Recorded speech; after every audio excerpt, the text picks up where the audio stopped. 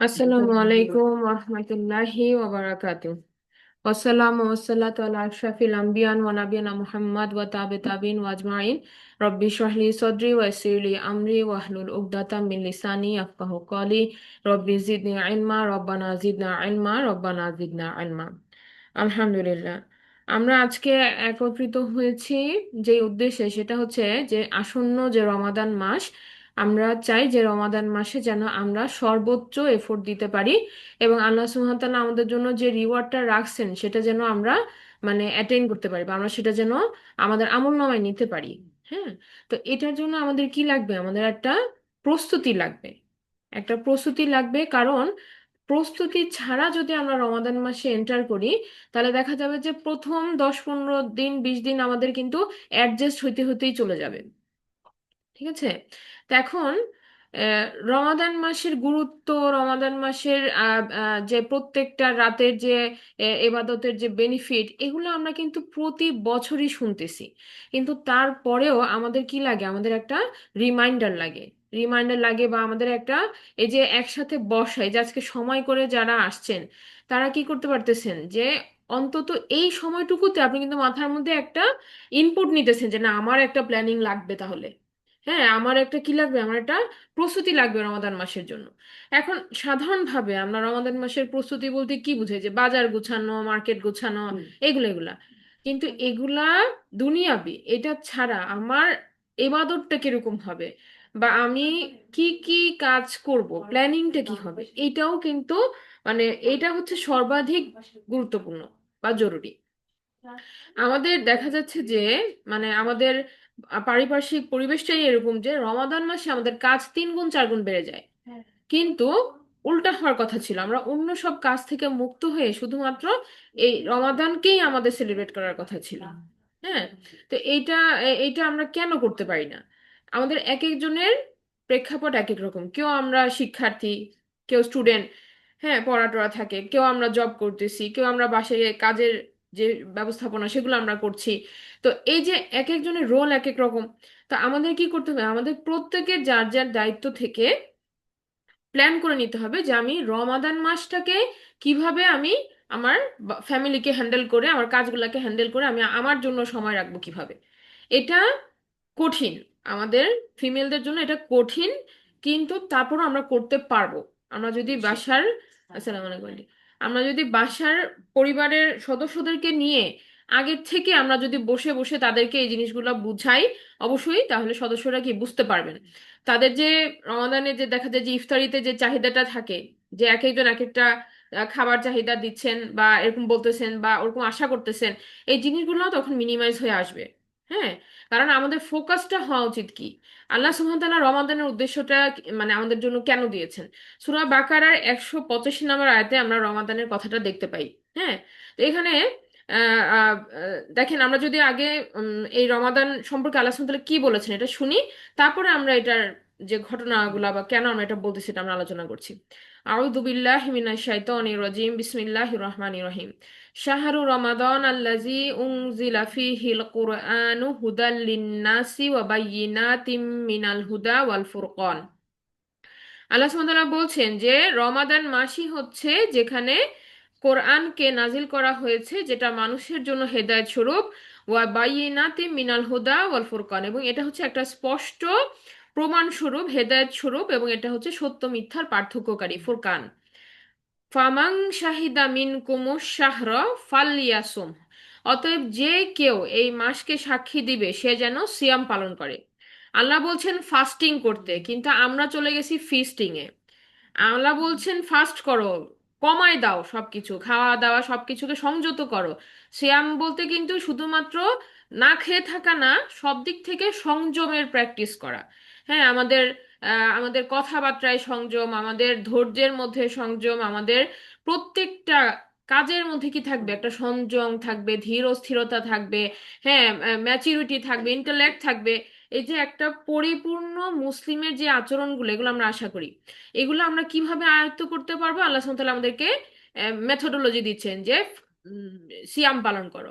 ওয়ামান কানা মারিদন, তবে আল্লাহ সুবহানাহু ওয়া তাআলা আরো আমাদেরকে বলছেন যে যদি কেউ অসুস্থ থাকে, আও আলা সাফারিন, অথবা কেউ যদি সফরে থাকে, ফাইদ্দাতুন মিন আইয়ামিন উখর, তাহলে সে কি করবে, সে পরবর্তীতে এই কাউন্ট গুলাকে পূর্ণ করবে। কারো দুইটা রোজা সে অসুস্থতার কারণে রাখতে পারেনি, তাহলে সে পরবর্তীতে রমাদান মাসের পরে আরেকটা রমাদান আসার আগে এই রমাদানের এই রোজাগুলাকে সে কি করবে, আদায় করে নিবে এবং গণনা পূরণ করবে। ইউরিদুল্লাহু বিকুমুল ইউসরা, আল্লাহ সুবহানাহু ওয়া তাআলা চান তোমাদের জন্য সহজ করতে, ওয়ালা ইউরিদু বিকুমুল উসরা, এবং তিনি চান না কঠিন করতে, ওয়ালিতুকমিলুল ইদ্দাতা ওয়ালিতুকাব্বিরুল্লাহা আলা মা হাদাকুম। আল্লাহ সুবহানাহু ওয়া তাআলা বলতেছেন যে আহ, আহ, যে আল্লাহ তাআলার মহত্ব বর্ণনা করো, হ্যাঁ গণনা পূর্ণ করো এবং আল্লাহ তাআলার মহত্ব বর্ণনা করো।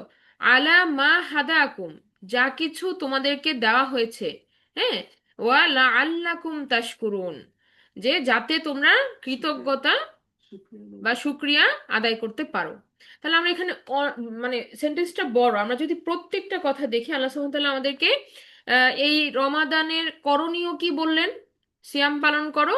এরপর আল্লাহ বললেন যে কি যদি কারো মিস যায় তাহলে কি করতে হবে, একটা নিয়ম এখানে বলে দিলেন যে পরবর্তীতে সেটা অবশ্যই পালন করে নিতে হবে, কারণ এগুলো ফরজ আমাদের জন্য এই রমাদানের সিয়ামগুলা।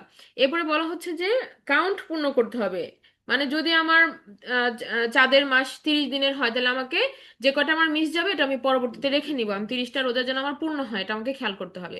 এবং আল্লাহ বললেন যে আল্লাহ সুবহান তাআলার তাকবীর ঘোষণা করতে। এটা আমরা কি করি, আমরা 30টা রমাদানের রোজা রাখার পরে ঈদের দিন আমরা তাকবীর ঘোষণা করি, হ্যাঁ ঈদের দিন আমরা তাকবীর ঘোষণা করি। আচ্ছা, এরপরে বলা হচ্ছে যে আহ, আহ, আহ, আল্লাহর তাকবীর ঘোষণার সাথে সাথে আমরা কি করি, আল্লাহ সুবহানাহু ওয়া তাআলা আমাদেরকে যা দিয়েছেন তার জন্য আমরা যেন শুকর গুজারকারী হই, আমরা যেন লাআল্লাকুম তাশকুরুন, আল্লাহ সুবহানাহু ওয়া তাআলা আশা করতেছেন যে আমরা শুকরিয়া আদায়কারী হব। তাহলে এখানে দেখেন কয়েকটা কথা, আমাদেরকে কেন রমাদান আল্লাহ সুবহানাহু ওয়া তাআলা দিলেন, আর তারপরে আমাদেরকে কেন বলতেছেন শুকরিয়া আদায় করতে হবে। তার আগে আমি আবার একটু ব্যাকগ্রাউন্ডে যে আমরা বলি যে রমাদানের উদ্দেশ্য যদি আমরা দেখি, তাহলে আমরা বুঝি যে এটা হচ্ছে এক ধরনের পিউরিফিকেশন, আমাদেরকে কি করতেছেন আল্লাহ সুবহানাহু ওয়া তাআলা, এই যে একটা রমাদান মাস দেওয়ার মাধ্যমে আমাদের যে ভুল ভ্রান্তি গুলা, আমাদের যে বিচ্যুতি গুলা, আসসালামু আলাইকুম, সেগুলো কি করছে, সংশোধনের একটা সুযোগ দিচ্ছেন আল্লাহ সুবহানাহু ওয়া তাআলা, এবং আবার রিফ্রেশ হইতেছি, আমরা রিফ্রেশ হয়ে আবার পথ চলা শুরু করতেছি। এখন আমরা জানি যে পিউরিফিকেশন দুই রকম হয়, একটা হচ্ছে আমাদের শরীরের পিউরিফিকেশন, ফিজিক্যাল পিউরিফিকেশন, আর একটা হচ্ছে আমাদের স্পিরিচুয়াল পিউরিফিকেশন বা আমাদের আত্মিক যে পরিশুদ্ধতা সেটা। রমাদানে কিন্তু আমরা দুইটারই সুযোগ পাচ্ছি। আমরা জানি যে আমরা যখন সিয়াম পালন করছি তখন কি হচ্ছে, আমাদের বডির যে টক্সিক গুলা সেগুলো আস্তে আস্তে কিন্তু সেলগুলা নিজেরাই ফ্যাগোসাইটোসিস প্রক্রিয়ার মাধ্যমে খেয়ে ফেলতেছে। আমাদের যে যত আবর্জনা আমরা বলতে পারি সেগুলোকে আস্তে আস্তে বডি কনজিউম করতেছে এবং পরিষ্কার করে ফেলতেছে। এটা একটা ফিজিক্যাল পিউরিফিকেশন। আর যখন আমরা নিজেদেরকে সংযম অবস্থায় রাখি, অতিরিক্ত চাহিদা থেকে আমরা নিজেদেরকে বিরত রাখতেছি, খাবারের চাহিদা বা অন্যান্য যে জৈবিক চাহিদাগুলো আছে, তখন কি হচ্ছে, আমাদের আত্মিক যে চাহিদাটা সেটা কিন্তু আল্লাহর কোরআনের সাথে সুন্দরভাবে কানেক্ট হওয়ার মাধ্যমে পূরণ হয়। আমাদের ফিজিক্যাল নিডটাকে যখন আমরা দমায় রাখি তখন আমরা আমাদের থিঙ্কিং প্রসেস বেড়ে যায়, আমরা কিন্তু তখন ব্রেন চিন্তা করার মানে সুযোগ পাই। আমরা যদি সারাক্ষণ স্টমাককে খাবার দিয়ে ফুল করে রাখি, আমাদের হাফ অফ দ্য ব্রেন কিন্তু মেটাবলিজমে বিজি থাকে। কিন্তু আমরা যখন মেটাবলিজমটাকে কমাই দিচ্ছি তখন কিন্তু ব্রেনটা ফ্রি, তখন আমরা ইনফরমেশন ফিড দিতে পারি, ইনফরমেশন চিন্তা করতে পারি, প্রসেস করতে পারি সুন্দরভাবে। হ্যাঁ, এটা হচ্ছে সায়েন্টিফিক ব্যাখ্যা বললাম। আল্লাহ সুবহানাহু ওয়া তাআলা আমাদেরকে রমাদানের এই কথাটা কোথায় বলছেন বলেন তো, আমি আবার বলতেছি কোথায় বলছেন, সূরা বাকারার 185 নম্বর আয়াতে বলছেন। এখন আপনার প্রশ্ন হতে পারে না যে রমাদান এত গুরুত্বপূর্ণ একটা টপিক, আল্লাহ সুবহানাহু ওয়া তাআলা কেন লাইলাতুল কদরের মতো রমাদান নিয়ে একটা আলাদা সূরা করে দিলেন না? এটা প্রশ্ন হইতে পারে আমাদের। এই চিন্তাগুলা আসাটা কিন্তু অস্বাভাবিক না, বরং চিন্তাটা আসাটাই উচিত যে তার মানে কি আল্লাহ সুবহানাহু ওয়া তাআলার এই যে সাজানো, এই সাজানোর একটা কি আছে, উদ্দেশ্য আছে। আমরা জানি যে আল্লাহ সুবহানাহু ওয়া তাআলার প্রত্যেকটা এই যে আল কোরআনে যে সূরাগুলাকে দিয়েছেন,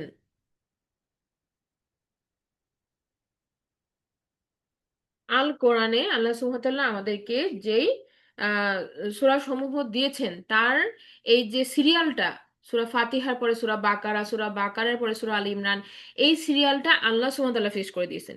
কিন্তু যখন এটা নাজিল হয়েছে তখন এই সিরিয়ালে নাজিল হয়নি। তাহলে কেন এইভাবে আল্লাহ সুবহানাহু ওয়া তাআলা সাজিয়েছেন? কারণ আল্লাহ সুবহানাহু ওয়া তাআলা চাচ্ছেন একজন মুসলিম যখন কোরআনকে নিবে, সে সূরা ফাতিহার মাধ্যমে আল্লাহ সুবহানাহু ওয়া তাআলার কাছে হেদায়েত চাইবে, আছে না পয়েন্টে, হেদায়েত চাইবে, এবং এই হেদায়েতটা সে কিভাবে পাবে? হেদায়েতটা সে পাবে হচ্ছে আল্লাহ সুবহানাহু ওয়া তাআলা এরপরে তাকে কোরআনের আয়াতগুলো দিচ্ছেন। মনে করেন সূরা ফাতিহাতে আমি আল্লাহর কাছে চাইলাম, আল্লাহ সুবহানাহু ওয়া তাআলা আমাকে এরপরে সূরা বাকারা দিচ্ছেন পড়ার জন্য। হ্যাঁ, এরপরে আমি একটা সিলেবাস শেষ করলাম, আমাকে সূরা আল ইমরান দিচ্ছেন পড়ার জন্য। একটা কারিকুলাম যখন আমরা ডিজাইন করি, আমরা বলি না যে একটা বইয়ের কোন চ্যাপ্টারের পরে কোন চ্যাপ্টার থাকবে, মিল থাকে। এরকম কিছু উদ্দেশ্য আল্লাহ সুবহানাহু ওয়া তাআলার এখানে আছে, যে আমাদের কখন কোনটা, আমাদের কিভাবে আমাদের লার্নিং প্রসেসটা কিরকম হবে, এটা আল্লাহ সুবহানাহু ওয়া তাআলা আমাদেরকে এই সিরিয়ালের মাধ্যমে দিছেন। এখন আমি যদি সূরা বাকারার কথাটাই বলি, যে সূরা বাকারা তো বেশ বড় একটা সূরা। আপনি যদি এটার শুরু থেকে পড়ে শেষ পর্যন্ত যান, তাহলে আপনি এক ধরনের আইডিয়া আপনার তৈরি হবে, যেখানে আপনারা দেখবেন যে যে এই সূরাটার মধ্যে আল্লাহ সুবহানাহু ওয়া তাআলা প্রথম দিকেই তিন ক্যাটাগরির মানুষ নিয়ে কথা বলছেন। তিন ক্যাটাগরির মানুষ নিয়ে কথা বলছেন। কি কি? প্রথমে আল্লাহ সুবহানাহু ওয়া তাআলা বলছেন বিশ্বাসীদেরকে নিয়ে, তারপরে বলছেন অবিশ্বাসীদেরকে নিয়ে, তারপরে বলছেন মুনাফিকদেরকে নিয়ে। এবং এরপর আল্লাহ সুবহানাহু ওয়া তাআলা আমাদেরকে কিছু স্টোরি বলছেন। স্টোরি বলছেন কিরকম? প্রথমে বলছেন আদম আলাইহিস সালামের ঘটনা, আদম আলাইহিস সালামের সৃষ্টি কিভাবে হলো, তারপর আল্লাহ সুবহানাহু ওয়া তাআলা তাকে কিভাবে মালাইকাদের সামনে উপস্থাপনের জন্য নিলেন, কিভাবে পরীক্ষা হলো, এই যে আদম আলাইহিস সালামের এই আয়াতগুলা দিয়ে তিনি একটা স্টোরি আমাদেরকে দিলেন। তারপরে আমরা দেখি যে বনি ইসরায়েলদেরকে নিয়ে বেশ বড় একটা প্যাসেজ আল্লাহ সুবহানাহু ওয়া তাআলা আমাদেরকে বর্ণনা দিচ্ছেন। থার্ড স্টোরিটা হচ্ছে ইব্রাহিম আলাইহিস সালামের। আর একদম ফোর্থ যে স্টোরিটা, সেটা হচ্ছে কার? সেটা হচ্ছে আমাদেরকে নিয়ে, মুসলিমদেরকে, মুসলিম উম্মাহকে নিয়ে আল্লাহ সুবহানাহু ওয়া তাআলার, যে আমাদেরকে আল্লাহ সুবহানাহু ওয়া তাআলা আমাদের কাছে কি আশা করেন, আমাদের কাজ কি, আমাদের করণীয় কি, এই ব্যাপারগুলোকে নিয়ে আল্লাহ সুবহানাহু ওয়া তাআলা কথা বলছেন। তাহলে সূরা বাকারার যদি আমরা টপিক দেখি, তাহলে শুরুতে আমরা দেখলাম যে আল্লাহ সুবহানাহু ওয়া তাআলা একটা ইন্ট্রোডাকশন দিচ্ছেন তিন ক্যাটাগরির মানুষকে নিয়ে। এক ক্যাটাগরির মানুষ হচ্ছে বিশ্বাসী, আরেক ক্যাটাগরির মানুষ হচ্ছে একেবারেই অবিশ্বাসী, আরেক ক্যাটাগরির মানুষ হচ্ছে মুনাফিক, মানে এরা বিশ্বাস অবিশ্বাসের সংমিশ্রণ, এদেরকে বোঝা যায় না, বা এরা একটা আহ মানে একটা মুখোশের আড়ালে থাকে এরকম। আর এরপরে যেটা বলা হচ্ছে যে চারটা স্টোরি, চারটা স্টোরির মধ্যে প্রথমে কাকে বললাম আমরা? আদম আলাইহিস সালাম। দ্বিতীয়ত আমরা বললাম বনি ইসরায়েলদের বর্ণনা। তৃতীয়ত আমরা বললাম ইব্রাহিম আলাইহিস সালামের বর্ণনা। আর চতুর্থ আমরা বললাম হচ্ছে আমাদের মুসলিম উম্মাহকে নিয়ে আল্লাহ সুবহানাহু ওয়া তাআলার বর্ণনা। এখন এই ক্রনোলজিটাও যদি আপনারা বা আমরা চিন্তা করি, তাহলে দেখেন আদম আলাইহিস সালামের সৃষ্টিটা হচ্ছে আল্লাহ সুবহানাহু ওয়া তাআলার একটা মিরাকেল, যে তিনি এত অলৌকিক ভাবে, এত স্মার্টলি, এত অ্যামেজিং একটা ক্রিয়েশন আদম আলাইহিস সালামকে তৈরি করেছেন, যে পুরা সমগ্র বিশ্বের মালাইকা, সমগ্র আল্লাহ সুবহানাহু ওয়া তাআলার এই জগতে যত সাত আসমান আমরা বলি, প্রত্যেকটা মালাইকা সে সময় সেজদায় অবনত হয়েছে। আল্লাহ সুবহানাহু ওয়া তাআলার এই অলৌকিক সৃষ্টির কারণে আল্লাহ সুবহানাহু ওয়া তাআলার হুকুমে মালাইকারা কি করেছে? সেজদা অবনত হয়েছে। এবং এটা শুধু এমন না যে আমরা জানি যে পৃথিবীতে যত মানুষ, তার থেকে মালাইকাদের সংখ্যা অধিক বেশি, অনেক বেশি। হ্যাঁ, এত সংখ্যক মালাইকা বিভিন্ন স্টেশনে, বিভিন্ন জায়গা, বিভিন্ন আসমানে তারা পজিশনরত আছেন। প্রত্যেকে সেই সময় সেজদা অবনত হয়েছে। হ্যাঁ, শুধু একজন ছাড়া, সে কে? সে ছিল জিনদের অন্তর্ভুক্ত ইবলিস, সে ছাড়া।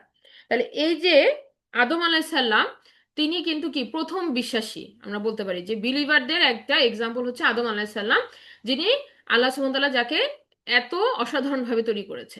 এখন এই মানুষটাও একটা ভুল করছে। এই যে এত অ্যামেজিং ক্রিয়েশন, তার দ্বারাও কি হয়ে গেছে? একটা ভুল হয়ে গেছে। এবং ভুল হওয়ার পরে তিনি কিন্তু আল্লাহ সুবহানাহু ওয়া তাআলার কাছে ক্ষমা চাইছেন, ক্ষমা চাইছেন। তাহলে আমরা এক্সাম্পল থেকে কি দেখতে পাচ্ছি? যে বিশ্বাসী হওয়ার পরেও আমাদের পদচ্যুতি হতে পারে, আমাদের ভুল হবে। ভুল হওয়ার পরে কি করতে হবে? আদম আলাইহিস সালামের উদাহরণ দিয়ে আল্লাহ সুবহানাহু ওয়া তাআলা দেখাচ্ছেন যে কিভাবে আমরা আবার টার্ন ব্যাক করবো আল্লাহ সুবহানাহু ওয়া তাআলার কাছে, তওবা করার মাধ্যমে। হ্যাঁ, তওবা করার মাধ্যমে, ইস্তেগফার করার মাধ্যমে আমরা আবার ক্ষমা চেয়ে আল্লাহর কাছে ফিরে যাব। এটা হচ্ছে আমাদেরকে আল্লাহ সুবহানাহু ওয়া তাআলা শিখাচ্ছেন। দ্বিতীয় হচ্ছে আমরা দেখি যে যারা কিনা ডিসবিলিভার্স, যারা অবিশ্বাসী, তাদেরকেও আল্লাহ সুবহানাহু ওয়া তাআলা মানে খুব কম উদাহরণ দিয়েই কিন্তু ব্যক্ত করেছেন, যে তাদের প্যাটার্নটা কিরকম। তারা বিশ্বাস না করার পিছনে তাদের যে কারণগুলা, সেগুলো আল্লাহ সুবহানাহু ওয়া তাআলা আমাদেরকে কোরআনে উল্লেখ করেছেন। এবং এখানে যে উদাহরণগুলো সেগুলো সাধারণ সিম্পল উদাহরণ যেগুলো আমরা বুঝতে পারি। কিন্তু পরবর্তীতে যে উদাহরণটা আমরা দেখি মুনাফিকদের, এইখানে দেখি যে আল্লাহ সুবহানাহু ওয়া তাআলা আমাদের জন্য অনেকগুলা কম্পারিজন নিয়ে আসছেন, যে কম্পারিজন গুলাও মানে আমাদের রূপক অর্থে দিয়েছেন, বুঝাটা কঠিন। হ্যাঁ, যেমন অন্ধকারের মধ্যে আলো, সাগরের মধ্যে তারা ডুবে যাচ্ছে, এরকম কিছু এক্সাম্পল আল্লাহ সুবহানাহু ওয়া তাআলা যখন দিচ্ছেন, তখন তখন আমরা দেখি কি যে মানে মুনাফিকদের আচরণটা যেরকম, তাদের প্যারালাল গুলাও সেরকম, উদাহরণগুলো এরকম একটু কমপ্লিকেটেড। হ্যাঁ, যে মানে তারা হচ্ছে দুটার সংমিশ্রণ, সত্য মিথ্যার সংমিশ্রণে তারা থাকে। তো সেই কারণে এদের এই ডিসগুইজটাকে বোঝার জন্য, এদের এই যে তারা যে একটা ছদ্ম আবরণের মধ্যে থাকে, অনেক সময় এমনও সম্ভব যে একটা মানুষ সে যে তার আচরণে মুনাফিকি আচরণ করতেছি সেটা হয়তো সে বুঝতে পারতেছে না, সেটা আমি আপনিও হইতে পারি। এটার মানে ব্যাপারটাই ভয়ঙ্কর মুনাফিকদের এই আচরণের। আহ, ব্যাপারটাই হচ্ছে এরকম যে আমাদেরকে ফুল আল্লাহ সুবহানাহু ওয়া তাআলার আদেশের মধ্যে আসতে হবে। আমরা যদি এটার সাথে পার্শিয়াল ট্রিটমেন্ট করি, তাহলেই কিন্তু কি রিস্ক আছে যে আমরা কিসের মধ্যে পড়ে যাব, আমরা মুনাফিকদের আচরণের মধ্যে পড়ে যাব। এখন আমরা দেখি যে এই যে আল্লাহ সুবহানাহু ওয়া তাআলা যখন জুইশদের বর্ণনা দিলেন বা বনি ইসরায়েলদের বর্ণনা দিলেন, তখন বনি ইসরায়েলদের প্রত্যেকটা কথা বর্ণনার ঘটনার সাথে এই যে মুনাফিকদের যে বৈশিষ্ট্যগুলো আল্লাহ সুবহানাহু ওয়া তাআলা আয়াত নাম্বার 8 থেকে 16 পর্যন্ত বলছেন সূরা বাকারায়, এগুলো মিলে যায়। সূরা বাকারা 8 থেকে 16-র মধ্যে এই বনি ইসরাইলদেরকে আহ মুনাফিকদেরকে আল্লাহ সুবহানাহু ওয়া তাআলা যে বৈশিষ্ট্যগুলো আমাদের সামনে তুলে ধরছেন, পরবর্তীতে আমরা দেখি যে বনি ইসরাইলদের বর্ণনাতে সেই সমস্ত ঘটনা দিয়ে আমরা দেখি যে এই কাজগুলোই তারা করতেছে।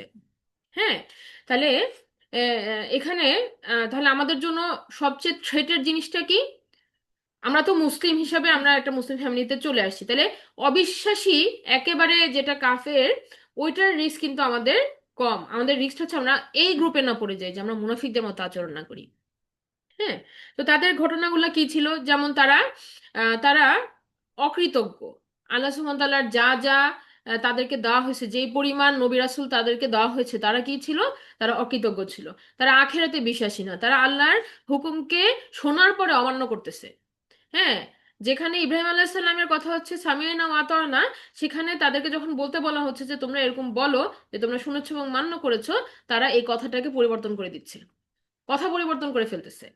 হ্যাঁ, তো এই যে তাদের এই যে মনোভাবটা, হ্যাঁ, যে তারা অন্যায় আচরণ করতেছে, এবং তাদের প্রত্যেকটা এক্সাম্পলের পরে আমরা কোথাও রেকর্ড পাই নাই যে তারা ক্ষমা চাইছে আল্লাহ সুবহানাহু ওয়া তাআলার কাছে। তাহলে এই জায়গাটাতে তাদের একটা বড় মানে আহ, মানে ভুলটা কি, যে তারা আদম আলাইহিস সালামের মতো হতে পারতেছে না। কেন? ক্ষমা চাচ্ছে না। অন্যায় হচ্ছে, অন্যায় করার পরেও যখন তাদেরকে রাসূল নবী রাসূলরা বলতেছে, নবী রাসূলদেরকে তারা হত্যা করে ফেলতেছে, নবী রাসূলদেরকে তারা হত্যা করে ফেলতেছে, কিন্তু সংশোধন হচ্ছে না এবং ক্ষমা চাচ্ছে না, আল্লাহর কাছে ফিরে আসতেছে না। তাহলে এই আচরণটা কার? এই আচরণটা হচ্ছে ইবলিসের, যে আল্লাহ সুবহানাহু ওয়া তাআলার সাথে অ্যারোগেন্সি করছে এবং ক্ষমা চায় নাই। অথচ ইবলিস কিন্তু তার ইবাদতের মাধ্যমেই মালাইকাদের সাথে র্যাঙ্ক প্রাপ্ত হয়েছে। মালাইকারা যেরকম অনেক উচ্চ স্তর পর্যন্ত আল্লাহ সুবহানাহু ওয়া তাআলার বিভিন্ন র্যাঙ্কিং এর মাধ্যমে, কিন্তু ইবলিসকে কি করা হয়েছে? সেই উচ্চ মর্যাদায় নিয়ে যাওয়া হয়েছে যেখানে সে মালাইকাদের সাথে আসন পেয়েছে। কিন্তু তারপরও কি দেখা যাচ্ছে যে সে আল্লাহর হুকুমকে অমান্য করলো, এবং ক্ষমা না চাওয়ার কারণে কিন্তু সে এই যে তার যে পানিশমেন্ট, সে পানিশমেন্টের মধ্যে সে আছে, এবং সে সময় চেয়ে নিছে আল্লাহর কাছে চ্যালেঞ্জ হিসেবে যে আমাকে কিয়ামত পর্যন্ত সময় দেওয়া হোক। তাহলে সে এখন পর্যন্ত কি চাচ্ছে না? ক্ষমা চাইতেছে না আল্লাহর কাছে। তাহলে এই আচরণটা হচ্ছে যে বনি ইসরায়েলদের আচরণ, যেটা আমরা দেখি। তৃতীয় আমরা দেখি যে ইব্রাহিম আলাইহিস সালামের বর্ণনা। ইব্রাহিম আলাইহিস সালাম হচ্ছেন আল্লাহ সুবহানাহু ওয়া তাআলার একজন মানে একজন নবী, এমন একজন নবী যিনি, যাকে আল্লাহ সুবহানাহু ওয়া তাআলা অনেক পরীক্ষা নিয়েছেন, এবং প্রত্যেকটা পরীক্ষাতে তিনি খুব সুন্দরভাবে পাশ করেছেন ইব্রাহিম আলাইহিস সালাম। তাহলে ইব্রাহিম আলাইহিস সালাম, আমরা যদি শুরু থেকে দেখি, আদম আলাইহিস সালামের জীবনে পরীক্ষা ছিল, তিনি পরীক্ষায় ভুল করেছেন, অতঃপর ক্ষমা চেয়েছেন। বনী ইসরায়েলদেরকে আল্লাহ সুবহানাহু ওয়া তাআলা অনেকভাবে পরীক্ষা করেছে, তারা প্রতিবারই ভুল করেছে এবং কখনোই ক্ষমা চায় নাই। ইব্রাহিম আলাইহিস সালামকে আল্লাহ সুবহানাহু ওয়া তাআলা যতগুলা পরীক্ষা নিয়েছে, তিনি সবগুলাতেই কি করেছেন? খুব সুন্দরভাবে পাশ করে গেছেন। তাহলে এখন আমরা যদি দেখি যে কি কোয়ালিটি ছিল ইব্রাহিম আলাইসাল্লামের, যে উনি সবগুলোতে পাশ করে গেলেন। এখানে আমরা দেখি যে ইব্রাহিম আলাইসাল্লাম ছিলেন একনিষ্ঠ সত্যবাদী। একনিষ্ঠ সত্যবাদী, হ্যাঁ, হানিফা তাকে বলা হয়েছে। তো এখানে ইব্রাহিম আলাইসাল্লাম কখনো কখনো কম্প্রোমাইজ করেন নাই। কখনো কি করেন নাই? কম্প্রোমাইজ করেন নাই। তিনি সত্যের পথে অটল ছিলেন। সেটা অন্য কেউ পছন্দ করুক আর নাই করুক, তিনি সত্যের পথে অটল ছিলেন। যেমন তিনি যখন আল্লাহ সুবহানাহু ওয়া তাআলার একত্ববাদের ঘোষণা দিয়েছেন, তখন তার পিতা এটা পছন্দ করেননি। হ্যাঁ, তারপরে যখন তিনি আবার আম, আহ, আহ, দাওয়াত দিচ্ছেন, হ্যাঁ, আল্লাহর পথে যখন তিনি দাওয়াত দিচ্ছেন, তখন তার সমাজ এটা পছন্দ করেনি। তাকে এমনকি আগুনে ফেলে দেওয়া হয়েছে, তারপরেও তিনি কি করেন নাই, সেখান থেকে, সেই সত্য থেকে তিনি সরে আসেন নাই। তাহলে এই যে তার দৃঢ়তা, হ্যাঁ, আল্লাহ সুবহানাহু ওয়া তাআলার প্রতি তার যে লয়ালিটি, এই কারণে তিনি প্রত্যেকটা পরীক্ষায় পাশ করে গেছেন। হ্যাঁ, এটা হচ্ছে আমাদের জন্য আরেকটা এক্সাম্পল, যেটা আল্লাহ সুবহানাহু ওয়া তাআলা দেখাইছেন, যে দেখেন সুন্দরভাবেও পাশ করে গেছে, এরকম এক্সাম্পলও আছে। আর ইব্রাহিম আলাইসাল্লামের মাধ্যমেই আমরা দেখি যে আমাদের যে ইব্রাহিম আলাইসাল্লাম কি করেছেন, তার পুত্র ইসমাইল আলাইসাল্লামকে নিয়ে কাবা ঘরকে পুনর্নির্মাণ করেছেন। তো এই যে কাবা ঘরকে পুনর্নির্মাণ করলেন, এর পরবর্তীতে সেখানে কাবা ঘরের, মানে ইব্রাহিম আলাইসাল্লামের পরে ইব্রাহিম আলাইসাল্লামের যে দুই ছেলে, আমরা জানি যে ইসমাইল আলাইসাল্লামের বংশে আর কোনো নবী রাসূল আসে নাই। কাজে ওই মক্কায় ইসমাইল আলাইসাল্লামের জীবনকালের পরে আর কিন্তু কোনো নবী রাসূল আসেন নাই। তো এর পরে একবারে শেষ নবী আসছে রাসূল সাল্লাল্লাহু আলাইহি সাল্লাম। তো তার মাঝখানে কিন্তু বহু বছরের গ্যাপ। বনি ইসরায়েলদের এখানে প্রচুর নবী রাসূল এসেছেন, এমনও হয়েছে যে একই সময়ে তিনজন চারজন রাসূল প্রেজেন্ট আছেন বা নবী প্রেজেন্ট আছেন। তো আমরা দেখি যে মুসা আলাইসাল্লাম, সরি, ঈসা আলাইসাল্লাম হচ্ছেন লাস্ট নবী বনি ইসরায়েলদের জন্য। এবং ঈসা আলাইসাল্লামের পরে রাসূল সাল্লাল্লাহু আলাইহি সাল্লামের মধ্যবর্তী সময়কাল প্রায় 650 বছর। তাহলে কত সময় ধরে ইব্রাহিম আলাইসাল্লাম থেকে শুরু করে, ইসমাইল আলাইসাল্লাম থেকে শুরু করে রাসূল সাল্লাল্লাহু আলাইহি সাল্লাম পর্যন্ত সময়ের ব্যাপ্তি কিন্তু বহু বহু বছর, হাজার বছরেরও বেশি, হ্যাঁ, অলমোস্ট 2000 ইয়ার্স এর বেশি। তো এই সময়কালে কিন্তু এইখানে বসবাসরত মানুষেরা ইব্রাহিম আলাইহিস সালামের রীতিনীতিকে অনেকটাই বিলুপ্ত করে ফেলছে।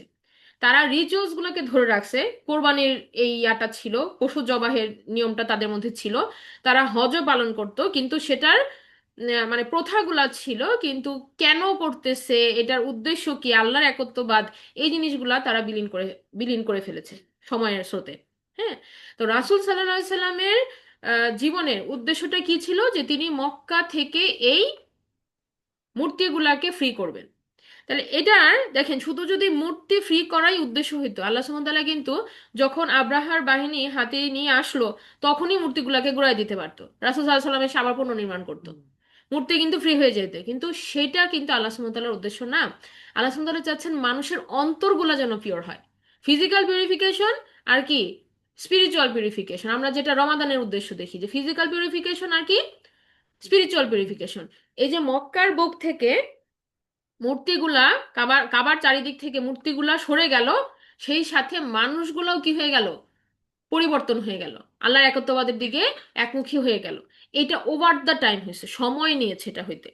যখন রাসূল সাল্লাল্লাহু আলাইহি সাল্লাম মক্কাতে ইবাদত করতেন, তিনি এমন ভাবে দাঁড়াইতেন যে মক্কা এবং জেরুজালেম,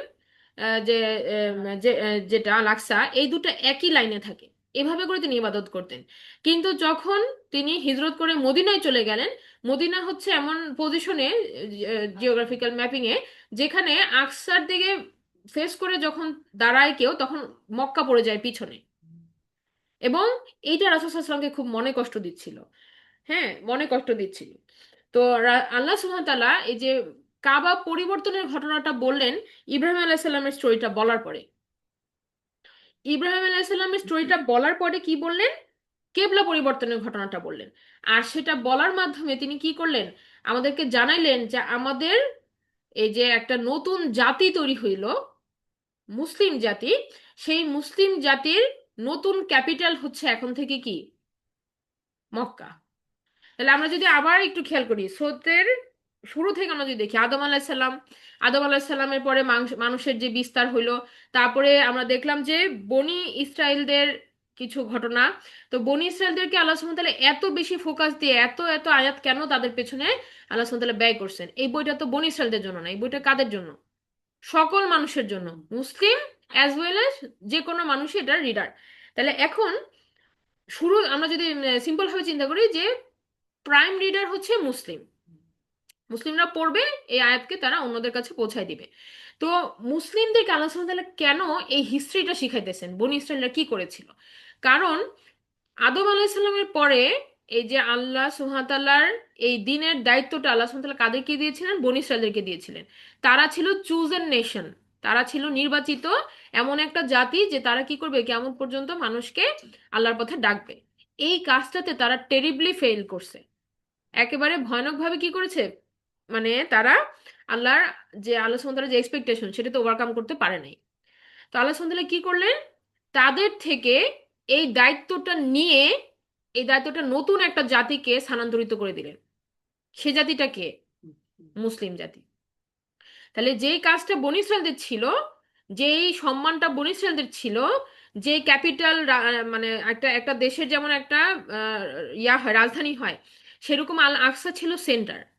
সেখান থেকে পরিবর্তন করে আল্লাহ সুবহানাহু ওয়া তাআলা কি করে দিলেন, কেবলা পরিবর্তনের মাধ্যমে, যে এখন নতুন নেশন হইতেছে মুসলিমরা, দায়িত্ব এখন তাদের কিতাব আল কিতাব কোরআনকে দেওয়া হয়েছে, যে এই কিতাবের উপর বেস করে তারা এই যে দায়িত্বটা বনী ইসরায়েলদের ছিল সেটা তারা পালন করবে। এবং এখন নতুন একটা রাজধানী আল্লাহ সুবহানাহু ওয়া তাআলা দিয়ে দিলেন, সেটা হচ্ছে কি, মক্কা। মক্কাকে সেন্টার করে এটা হবে। হ্যাঁ। তো প্রত্যেকটা দেশে দেখবেন যে ইতিহাস পাঠ করানো হয়, ইতিহাস কারিকুলামের একটা অংশ। কেন?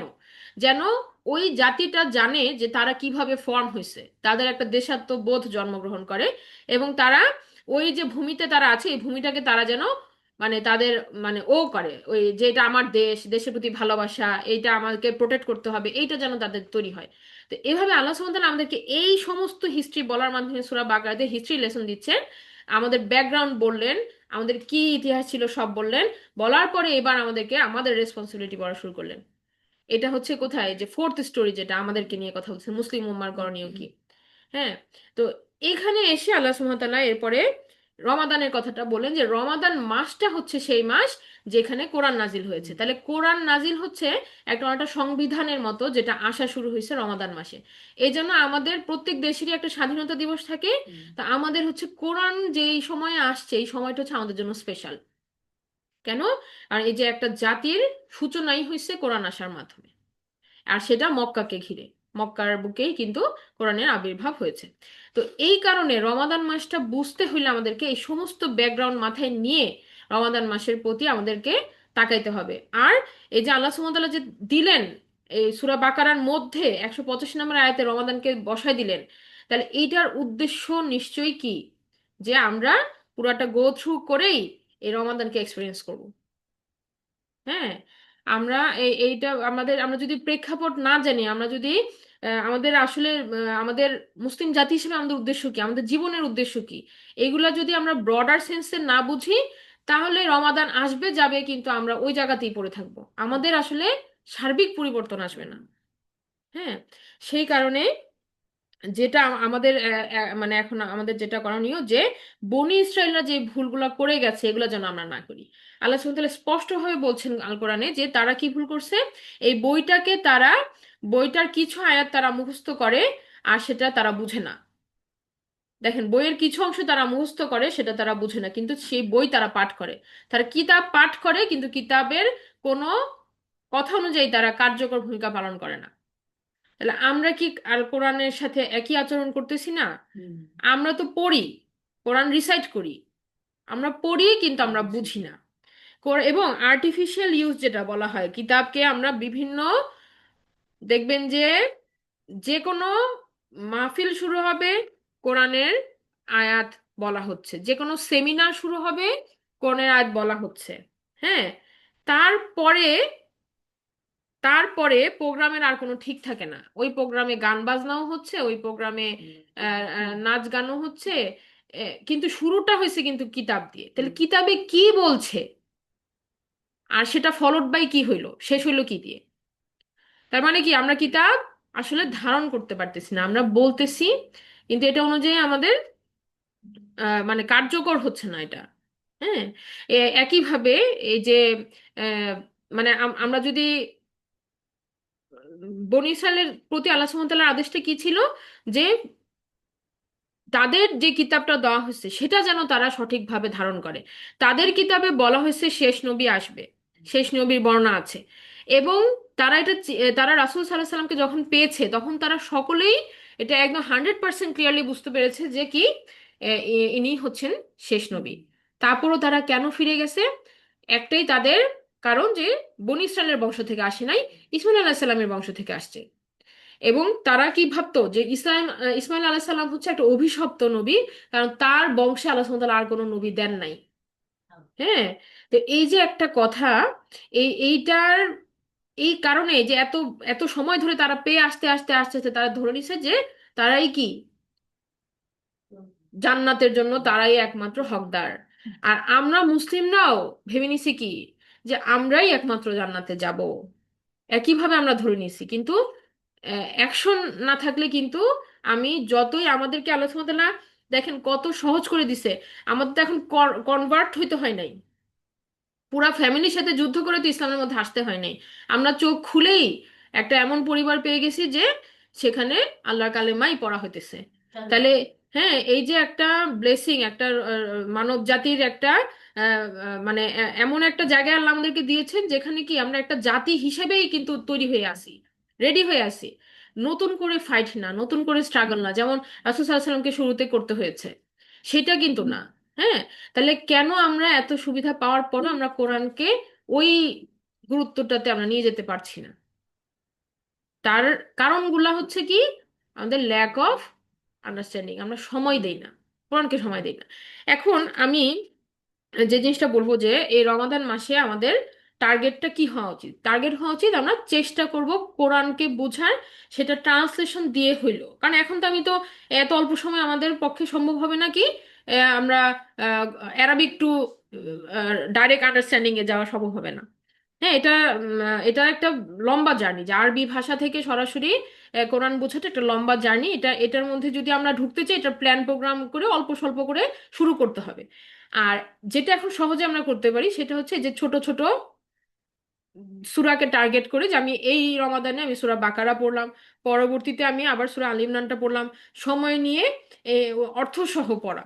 হ্যাঁ, এবং এই যে আমরা যে ম্যাপিংটা বললাম যে কিভাবে স্টোরিগুলো আসছে, এইটা আপনি যখন পড়ার পরে আপনি আবার চিন্তা করবেন, তখন আপনি একটা ক্লিয়ার ভিউ পাবেন ইনশাল্লাহ। আচ্ছা, এখন আরেকটা পয়েন্ট যেটা আমরা বলবো, যে ইব্রাহিম আলাইসাল্লামকে ধারণ করা।